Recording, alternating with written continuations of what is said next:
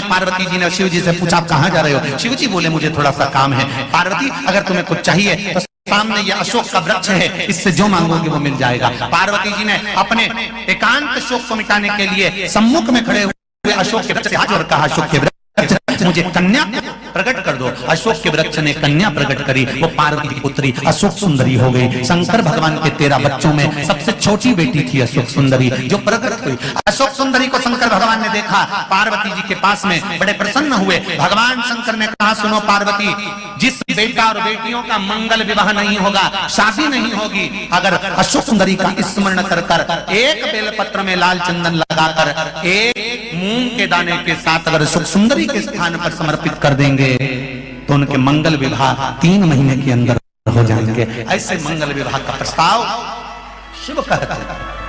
अशोक सुंदरी को साधारण शिव जी की बेटी,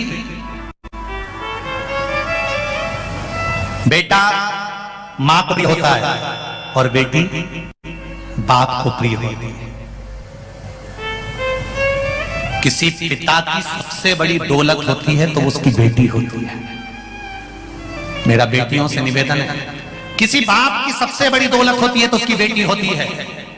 इसलिए मेरी बेटियों से निवेदन है, तुम्हारा पिता तुमको अच्छे स्कूल में पढ़ाता है, तुम्हारा पिता अच्छे कॉलेज में भेजता है, सबसे बात झगड़ कर लड़कर घर के लोग मना कर रहे हैं, मत भेजो मत भेजो, माहौल खराब है, उसके बाद भी केवल एक बाप होता है जो अपनी बेटी को अच्छा कॉलेज अच्छा स्कूल दिलाता है, दूसरे शहर में पढ़ने पहुंचाता है। तुम्हारे पिता ने कपड़े पहनने से मना करा नहीं, तुम्हारे पिता ने तुम्हें पढ़ाने से मना करा नहीं, तुम्हारे पिता ने हर पल तुम्हारे लिए अग्रणता रखी, खूब खर्च करा, अपनी बेटी को आगे बढ़ाया है। तो बेटी का भी एक फर्ज बनता है कि अपने बाप को नरक मत भेज देना, कन्यादान का मौका अपने पिता को जरूर देना, ये बेटी का फर्ज है। जिस बाप के घर में बेटी का जन्म होता है और वो बेटी अगर पिता को बिना बताए, पिता के हाथ बिना कन्यादान के अगर बेटी कोर्ट में जाकर या अन्य जगह जाकर विवाह कर लेती है तो वो बाप को 94 तरह के नरकों में भोगना पड़ता है। और बेटी उस बाप को जब अंतिम क्षण में बेटी भी जब ऊपर जाती है और उसको देखने को मिलता है तो बाप तड़प तड़प कर कहता है, मैंने कौन सी तेरे को कमी रख दी थी जो तूने मेरे को बिना बताए कहां विवाह कर लिया बेटी, कन्यादान का मौका नहीं दिया।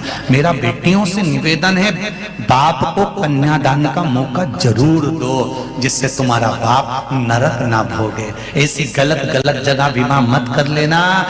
बॉडी और साड़ी दिखा दिखा के फैशन में ये नए ये लोंडे होन, ये नए छोरा होन, ना जाने कौन कौन किस धर्म का तुमको दिखाकर शान और सत्ता बताकर अपनी ओर आकर्षित कर थोड़े दिन तो अच्छा रखता है, फिर द्वार की वो होटल याद कर लो, अटैची में बेटी का शव पड़ा मिलता है। ऐसे लड़कों से बचने का प्रयास करना, संकल्प लेना, सनातन धर्म में मैं पैदा हुई हूँ, सनातन धर्म में मेरा जन्म हुआ है तो विवाह भी सनातन धर्म में ही करूंगी, दूसरे धर्म में नहीं करूंगी। सनातन धर्म में जन्मी हूं तो सनातन धर्म में ही विवाह करूंगी, दूसरे धर्म में नहीं। अपने बाप की शान घटने नहीं दूंगी, अपने पिता को रोने नहीं दूंगी। ये बेटी का कर्म हो।